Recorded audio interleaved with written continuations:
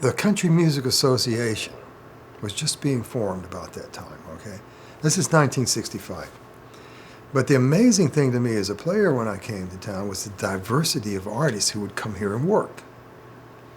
I expected to see a town where 70 or 80% of all the music was people associated with the Grand Ole Opry, because the Opry brought them here, which later prompted the boys in New York to build studios here, because logistically they're already in town, right? And but guess what? I can't believe the amount of pop, R&B, Christian music. I walked into RCA one day with George Beverly Shea, and then basically the whole Nashville Symphony. We had 60, 70 pieces in there. And you know, he was the guy with Billy Graham.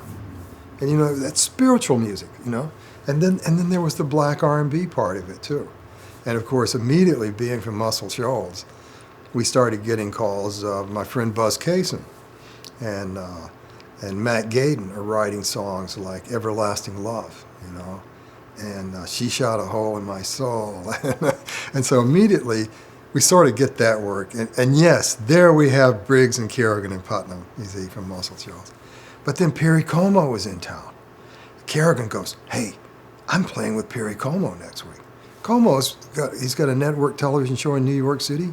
He's coming down to record with Chet. Now, Chet didn't choose David and I, but he chose Kerrigan. So Kerrigan's in there with Bobby Moore and Floyd Kramer, you see. And and Al Hurt's coming up from New Orleans, and he's cutting hit instrumentals. It's not country.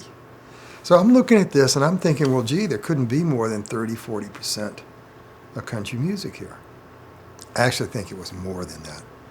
But it was the beginning of a concerted effort by the Country Music Association to brand the town as a country music town. And they were very successful, okay? As a matter of fact, by 1980, I have to say, a lot of the pop people didn't come back anymore. I was lucky because I started to play in the mid-'60s. And of course, I played for 5 years. By 1970, I was doing over 600 record dates a year. But I have to tell you that my percentage of that for country music was probably 15%. Because I'm working with J.J. Cale and Tony Joe White and Joan Baez and all the folkies who followed Dylan down after the mid-'60s. I didn't play for Dylan, but I seemed to play for everyone who followed him here, you know. I want to ask you about that.